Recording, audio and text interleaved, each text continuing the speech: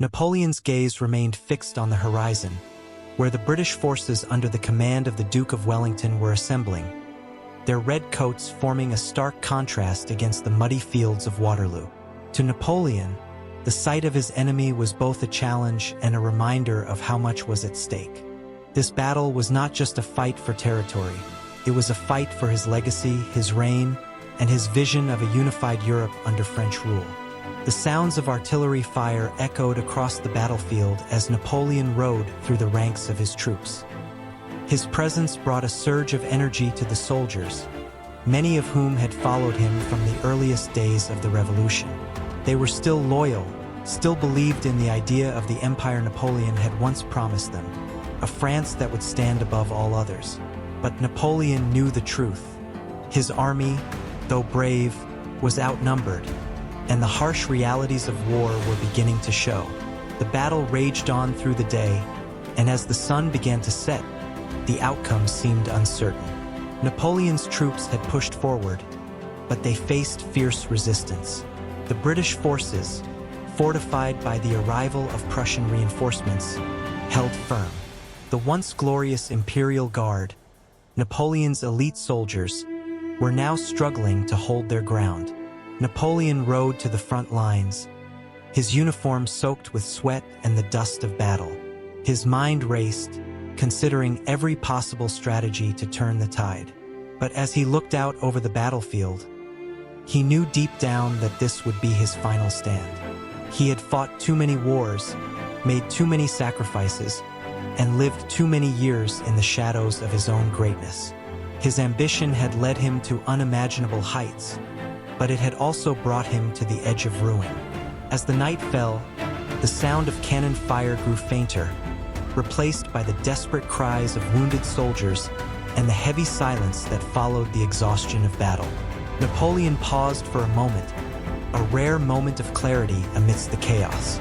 In the distance, he saw the stars beginning to emerge in the twilight sky, a symbol of the vast empire he had once dreamed of uniting. He thought of the early days of the Revolution, of the days when he had fought not for glory, but for freedom. He thought of his victories, Austerlitz, Jena, Wagram, each a testament to his brilliance as a military tactician. But he also thought of the mistakes, the miscalculations, the bitter betrayals, and the wars that had drained his empire.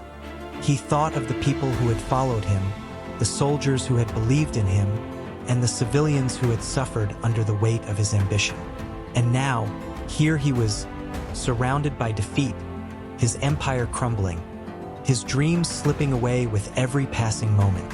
But there was no turning back. Napoleon knew that.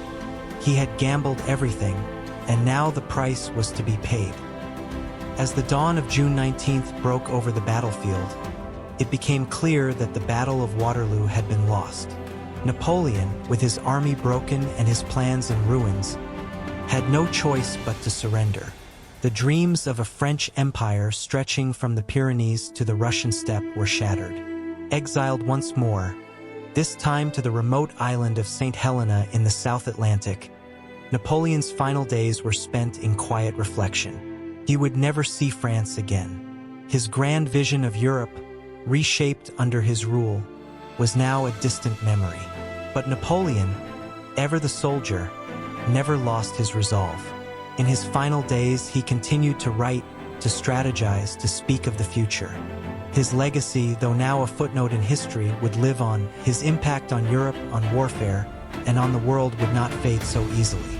Moral of the story: Napoleon's story is one of both triumph and tragedy. His genius and ambition propelled him to the heights of power, but it was his inability to temper his desires with caution that led to his downfall. In the end, it was not the battles he won, but the decisions he made, the alliances, the wars, the choices that defined his legacy. It serves as a reminder that even the greatest of leaders must learn the balance between ambition and humility, between strategy and self-awareness, for the costs of unchecked ambition can be catastrophic.